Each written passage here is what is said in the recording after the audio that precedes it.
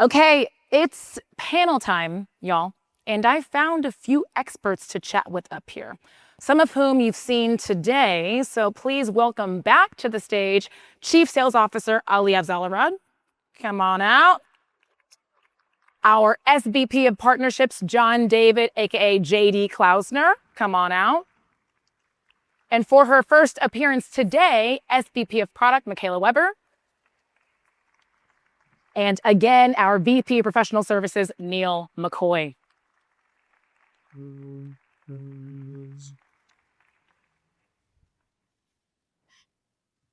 Oh, yeah. All right. Yeah, these are comfy, actually. Not to make you jealous out in the crowd, but I'm liking these chairs and they swivel, which is fun as well.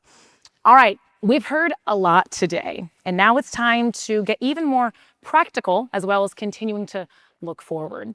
So as you see, I'm joined by leaders across partnerships, sales, services, product, and you have yours truly from marketing. And I'm excited to see how we can continue connecting the dots in terms of winning together, delivering well together, and all of those kinds of things. So let's kick it off with an opening question for everyone. All right. What makes a great partner? Take it any way you want. And I want to actually start with JD as our newly minted partner leader. What makes a great partner in your mind?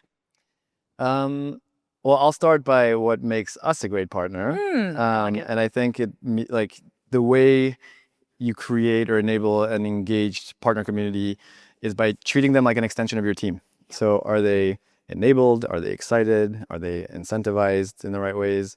It's very easy to think of partners as like a separate audience. And so what makes a great partner is the ones that, frankly, everyone that's in this room has leaned in and is willing to share feedback, share hard moments, be patient, and kind of see the bigger picture. So that, in a nutshell, is kind of like the way I think about it. It's an extension of our team, and we need to treat them that way, and they should feel that way as well.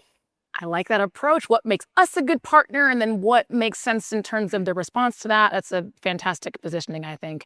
Michaela, let's head to you next. What makes a great partner? I think a great partner is someone who's mutually invested in the success of our joint merchants and our prospects. Sure. I think that's really the key foundation for partnership is working together to really help that merchant achieve their goals, grow and thrive. I think that's a really important foundation. 100% mutual benefit, right? How can we share in our joint success and really achieve great outcomes together? I like that a ton. Neil, how about you? What makes a great partner? But JD kind of really hit on it, right? It's when you get in those hard times, and you're working together, and you're open and you're transparent. That is the best way to help put a merchant back on the path to success. Beautifully said. One half of N squared here. Nailed that, I think. And Ali, same question to you. It's just about money. Just bring the leads, the deals. Show us the cash. No, everyone touched on it. I think having a point of view and having expertise, that expertise around the platform and products and services that we offer is huge. Also having a point of view when it relates to a specific market segment or a deal that we're in, being able to bring that to both us so that we can share with the customer and to the customer directly. Communicating, we talked about this in the session with Andy, that communication is key, that we're constantly sharing back and forth what that messaging is to our prospects and customers. It needs to be unified, and to your point, you're an extension of our team, so we need to look like one when we're speaking to our prospects and customers. So I think those are some of the main things that I would lean on. I think that's so good, especially the comment around looking like one. So I'm going to keep it on you, Ali, for another moment. Today, as you mentioned, we heard from you and Andy talking about all things best practices around co-selling, pipeline growth, vertical opportunities, and so on. So in your mind, what separates a partner who's truly great at collaborative selling and engagement from one who maybe isn't as strong? Well, it all goes back again to preparation. For sure. And understanding the customer's needs. And so I've worked with a lot of different partners in this room, and by and large, everyone does a really great job of understanding the customer, knowing what their needs are. What happens in sales cycles, though, is just like anything in life, you get thrown a curveball. And being able to, again, identify that, work with the team to figure out what is the sales strategy and what's the motion, that is huge. So the other thing that I find is really great partners understand that there is a win theme that makes us both successful. Yeah. So it's not just about selling a service at a certain price or us being able to position our B2B capabilities over someone that competitor that may not have them, but it's like, what's the actual business driver here, and what's the theme that we map to, and how can we articulate that together? So the truly great partners understand that it's more than just about technology, it's about process, people, and it's about driving business outcomes. And the ones that do it well understand across all three of those different kind of vectors. I think you nailed it. As far as really understanding, how do we approach this in a way that makes the best use of all of our strengths? How do we align those strengths and really come up with a plan of attack that's really thoughtful? That's fantastic. So you can't sell anything without a product, of course. So how about we go back to Michaela, who was crushing it in this pink suit, I must say, big. I actually asked Ali to wear pink and he declined. So good. So Michaela, how do you see partners continuing to play a role in our product development? And can you think of maybe any examples of partners who have tangibly influenced our roadmap and maybe some results that could have come from that? Sure. It's really important for us as a product team. And I think you heard that earlier from Christina and Alan. You'll hear more tomorrow about just the rate at which we're shipping, at which we're developing. And I think one of the things that's really important is for our partners to come to us on the things that they're developing that are really important for merchants that are having great outcomes. Partners like Klarna coming to us and talking about just the amazing uplift they see from conversion for customers in certain segments offering buy now, pay later. So we can take that to our merchants. It gets back to this point of being mutually invested in merchants. Stripe is a great example. We recently launched our Stripe OCS integration. It's a new Stripe integration. They had seen really impressive merchant revenue uplift and also have some really amazing new local payment methods that are on it, an adaptive pricing tool, which we're building out. So they came to us and kind of helped us understand the merchant results that they're seeing. So we could understand, how is that going to benefit our merchant ecosystem? How is that going to help us fulfill our goal of ensuring that our merchants are growing and from a payments side, able to optimize their checkout? So really, we'd encourage partners, if you are developing something new, have something on your roadmap that you think is going to make a difference to merchants, is going to make their lives easier, improve the performance of their store, improve their revenue performance, bring that to us, because we can shift roadmap around. It's all about doing that evaluation of merchant value. Those are such great examples of how we truly can innovate on our product together, right? And I think that kind of symbiotic dynamic that we have only makes what we're trying to do even stronger. So thanks for those fantastic call outs there. Speaking of being stronger together and symbiotic, I'm going to get over to Neil here. So as the audience heard today from you and Neha, it's a very exciting time for partners, especially as it relates to helping us with customer growth and retention and health and all of those types of things, right? So Neil, I thought this could be a good opportunity to maybe build on the foundation you laid today. Maybe share an example of how and where a partner leaned in so as to help retain or further expand one of our shared customers. There's a lot of great partners who've leaned in over the time. I think, it comes down to economics, right? And especially when, I talked about in my previous session how important discovery is. Yeah. But sometimes you don't get all the answers from the merchant, right? Sure. And then you get that surprise. And so I know that there's been partners we've sat down with and we've said, hey, look, we're going to lean in, you lean in, you lean in, and then we focus on how do we help that merchant see value? And it's when we really get together and again, going through those hard times, focusing on the objective of how do we get that customer to the right place, the right time, matters. And so any partner that just leans in and then we lean in, that matters the most. And I think when you get that customer on the stage, that's where it pays for itself. And it's so refreshing, Neil, to have a customer leadership team who's as enthusiastic as you and Neha and Ryan are about the opportunity for partners to help us grow and better serve our customers. So I'm thrilled about that. Absolutely. I mean, It is partnership. Totally. In every sense of the word. Well, speaking of partnership, we're going to kick it back over to JD and bringing it back to you. So you're about 2 weeks old here at Commerce, okay? But you bring a breadth of experience and perspective with you, of course. The audience got to hear some of this in your session earlier today, but let's keep building on that. You said something earlier that I think really resonated, which was that the ecosystem is the product, which I really liked personally. Why should that be exciting for the agencies and tech partners in this room? This is my opinion. I'm not sure if it's fully embodied yet across the entire business, but we provide the infrastructure, partners provide the experience layer. Yeah. And in order for you guys to be able to fulfill that, we need to keep the different partner persona types at the core of everything we do. And in the most basic way, the product team, when we think about where are areas, where's the delineation of where we build versus where partners build, and making sure that there's actually a framework in place where it's like, where's that push and pull happening, who's involved in that decision making. It feels like some of these areas have been a little bit squishy internally, and so when the ecosystem is the product, it's when there's really cross-functional skin in the game.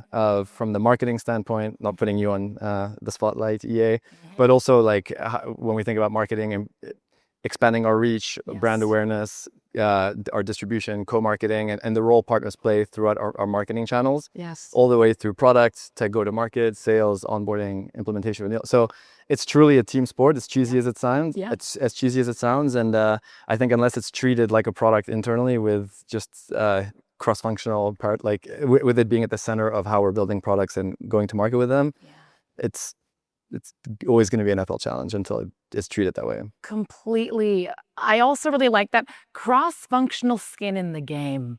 That was a strong one, JD. And I will say, just speaking freely, having been here now 2 weeks or my third week or whatever, it's been really refreshing to not have to sell anyone internally on why partners are important. Right. Across every role, function, department, all the cross-functional peers, it's been very much like, okay, great. Yeah. Here's a list of 10 things we want to do. Let's go get them done. And not like, oh, we question, is this important? And why should we do this? Like everybody's bought in. Right. It's just a matter of sequencing now the changes that we want to make and following through on them. I like it. 2 weeks in, but you have hit the ground running, and I'm pumped that we've got you here at the partnership helm. I do have one last question for our panelists, but I'm going to save it and actually see if we can get into some audience Q&A. I have mentioned this throughout the afternoon. We've got standing microphones in 3 areas, right here, right there, and then in the middle. We are open books. So who wants to be brave and hit these experts with a question of any kind? And I will wait and let us sit in the journey along someone deciding to ask a question. So take your time. Oh, amazing. Yes. Up to the mic, please.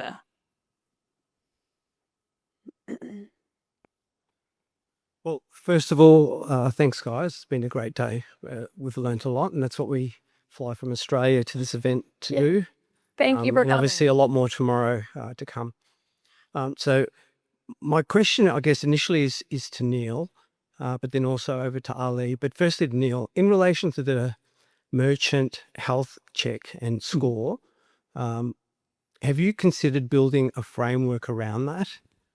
You guys have all the MIS, you have all the data in relation. So we're an SI, but you know probably better than us as to how we're tracking. Have you thought of formalizing that and actually building a framework to monitor our relationships and how we're tracking with our merchants? And then secondly, to Ali, have you then considered using a framework like that to determine what makes agencies stand out and who you should actually be sending work to and who you should be working with and sending referrals to? Because it seems the two things actually are quite well tied. Yeah, great question. And in fact, we're actively doing that right now. We're building out that framework, and we want to be able to provide you, the agency, how you're doing, right? What's your launch success rate? What is your aggregate health in terms of the customers that you serve, that you brought to us? What's your renewal rate? What is your NPS rate as a partner? We want to be able to provide all that to you so that you can know with areas where you're doing great, and then the areas where maybe you need to shore some things up, and we can help you with that. Yeah, you're speaking. It's like music to my ears. Thank you for teeing up that question. So, one, we've been doing a lot of work in the background to align on partners that we want to think about for certain categories or certain types of customers to go deeper with. And there's kind of, when you think about the matrix there, there's who sells well together, who solutions well, who could help us get some scale from either a marketing standpoint or a demonstration standpoint, helping our SE team scale, and then who delivers well. And you're spot on. A lot of our sellers already have this question and have some anxiety around who are the partners that deliver the best and how are they tracking. And as you know, and I know, I've worked on your side of the fence before, that you have an A team and you may have another A team, but probably somewhere, if you're big enough, you have a B and C team.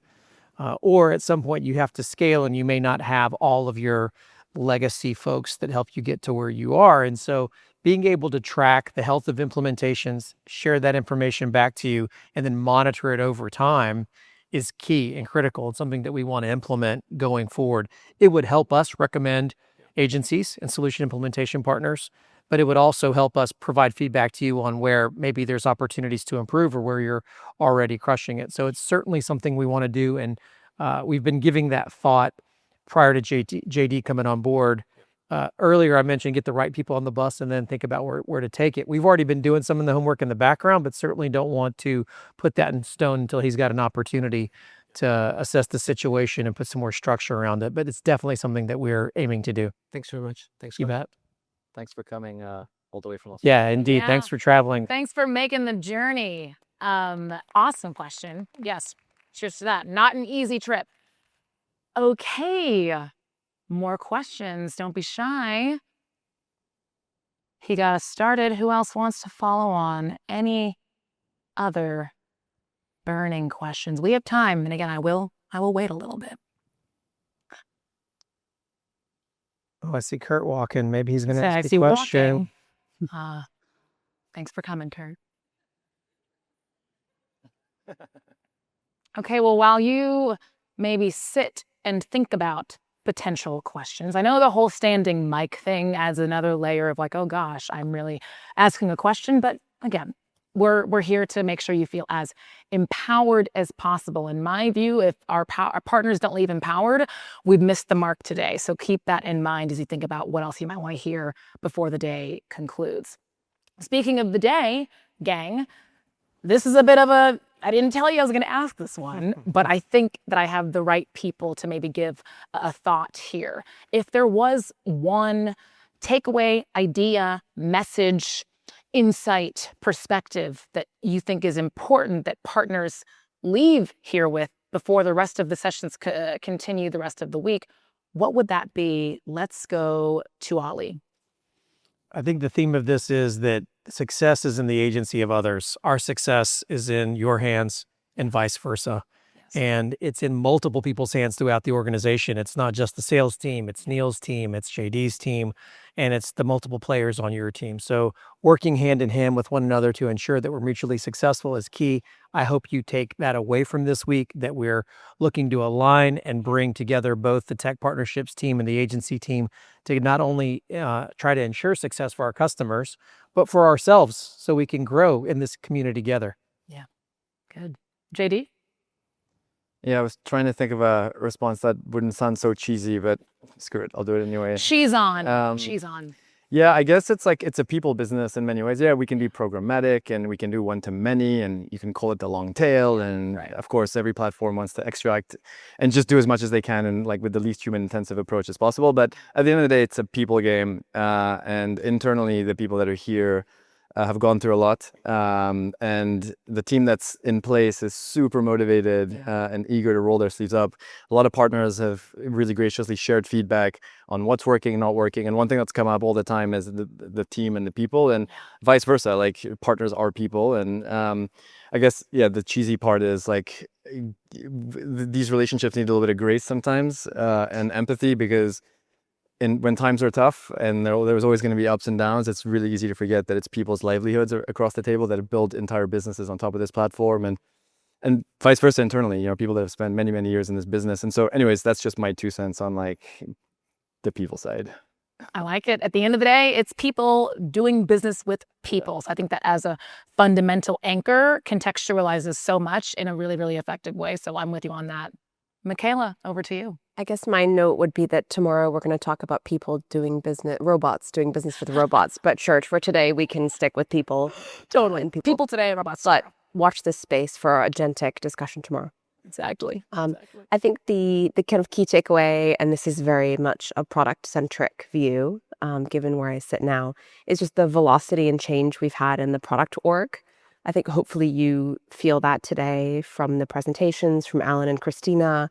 You'll see many of the product leaders, along with myself, present tomorrow.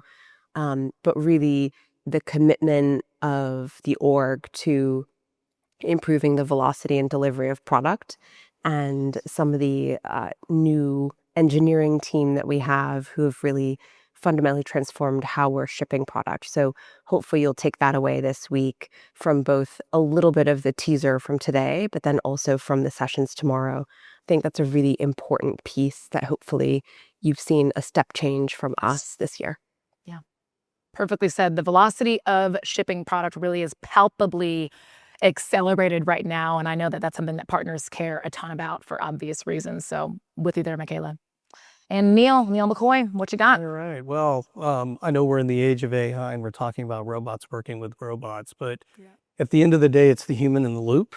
It's us, it's the people. You've got 4 leaders with 4 different specializations, and it takes all of us. And so I'd like to think of, wisdom begins with the acknowledgement of what you don't know.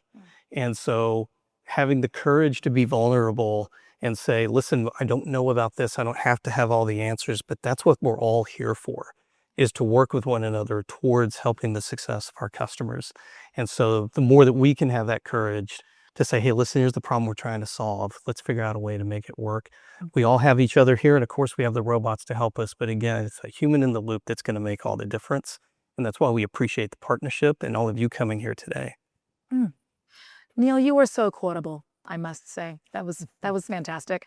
All great answers. And I am so grateful for everyone who decided to come today and for this set of panelists.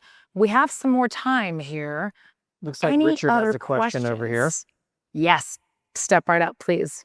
Hi, everyone. Thank you. Richard Gilbert from WorldPay. Great session today. Thank you Yeah. for including us. This question is really directed at you, Neil, and maybe you too, Michaela. So I thought your session with Neha was amazing. Thank you. Very transparent, talking about, merchant health and so forth. From a payments partner perspective, since that was a key component to your overall presentation, I'd like to know, what can we do to help give you more information, more content about payments, so we can help you do what you need to do from a health check perspective with your merchants? And Michaela certainly weigh in too. Yeah, I think it's great. It's a great question. I think one of the things is, one, it's just communication, right? Keeping the channels open. And I know that Michaela and her team do a good job of bringing providers like yourself in front of our teams to help teach us about what you have to offer for your customers. But I think it's a good opportunity where maybe there are areas or questions with, like, maybe where there are areas for opportunity. I think we can help you with that, right? We kind of keep a good pulse on our customers, and I think it's good to have that open and frank dialogue around what are we doing well, where do we need to make improvements. Michaela, you have anything you want to add to that? Yeah, I think it's a great question.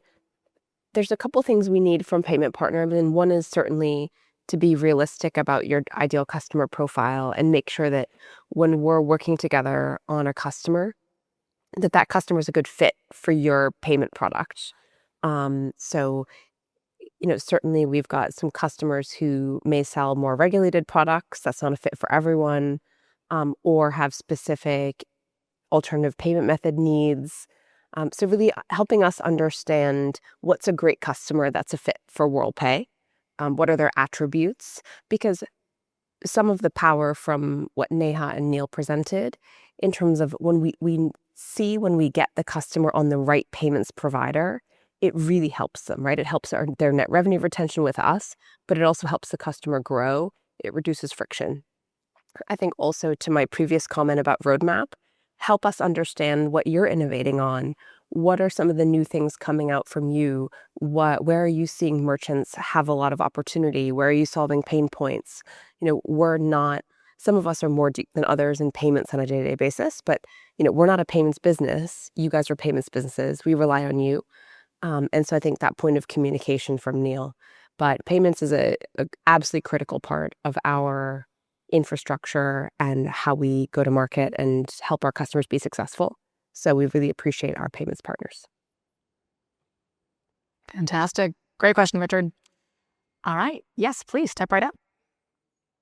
Thanks for your presentations. Again, this is not more on the partnership side, but we were a partner with you guys for a long time. So in last 2 years, things have changed. I want to understand, where is commerce in total going towards? Is it going to be more like in B2C or B2B? So in general, where is the market that you guys are going to go for? Yeah, so it's a great question. We deliberate that question every single day. And earlier in the pub, we had this conversation. And one of the things that's challenging for us to do is to narrow in on a very specific ICP or a very specific vertical. I've been in this space for a long time with multiple different platform providers, and I haven't seen anyone other than Shopify that's at our size and scale. It's hard to get to $350 million in revenue and service one very specific vertical. No one else has done it. When I was at Magento, as an example, we had a pretty wide set of ICPs that we targeted, and even then wasn't upper end of enterprise, but we got to about $170 million, and the runway was looking small until we got acquired by Adobe that could help take us further up market. And as we went up there, we had challenges down market. So the point I'm making is Magento, Hybris, Demandware, ATG, all of the folks, the IBM WebSphere that were before us, never got to this threshold. And when you're here, one of the things that's difficult is, where else do you take the product? Do you just focus on a niche or on a vertical or on a segment or not? And last but not least, going back to thinking of that roadmap of other, or that history of other platforms that were out in the space. If you've been in the space long enough, you probably know in any given year, it's hard to know what's going to be up for grabs. So sometimes you think maybe we should take the product down a B2B only route. If we did that, you have to place all your bets there. And next thing you know, there's no B2B replatforming in the next year. Now that's being a little dramatic, but it can certainly dry up or be slow. Verticals come and go in waves. I don't know why it happens, but if one apparel retailer or one apparel manufacturer starts replatforming, all of a sudden, similar ones in that category start thinking about doing the same thing. We would see it in automotive. We'd see a wave. There'd be 1, 2, then 10 in automotive that would want to replatform. So similarly, I think where we're going to take our fight is that in SB, it's going to be largely, call it B2C, although there is a lot of hybrid B2B in that segment. In the mid-market, we see the tip of the spear is largely B2B, although we still have B2C customers and we're largely platform-led. And then in enterprise, it's largely data-led. It's Feedonomics, and we're going to market in that segment with the data-led solutions, AI solutions, but also with platform, it's much more B2B focused. So I would love to give you an easier exactly. We're going to go fight on all three of these fronts. And across all three of these, we're going to lead with a different product set. Could be B2C, could be B2B, could be Feedo, but we anticipate that we'll need to fight across all of those, and we want to expose that to you. So if you want more on how we're going to market, get with your channel account manager. We're happy to share how the teams are structured, but we know we're going to need to fight across all three to be successful. And today, B2B is hugely important, but you'd be surprised, a large swath of our customers, what we call hybrid. The vast majority do both, some mix of B2C and B2B. So it is really hard to decouple and just say, as much as maybe Lance would want us to do this, do live, eat, breathe B2B, right? It's not possible, although we do see a lot of growth there and we think we have a moat. So I hope that answered your question. We really need to fight across all three of those different segments: small business, B2C, mid-market, largely B2B, enterprise, largely data-led.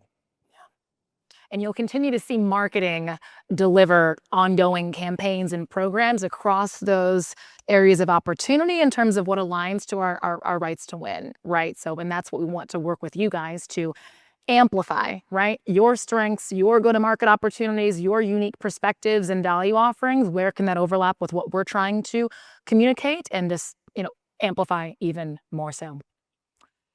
Okay, that is our time, gang. I want to end with, we were talking about cheesy things. It's kind of cheesy, but it's a really good quote, so I'm going to say it. If you want to go fast, go alone. But if you want to go far, go together.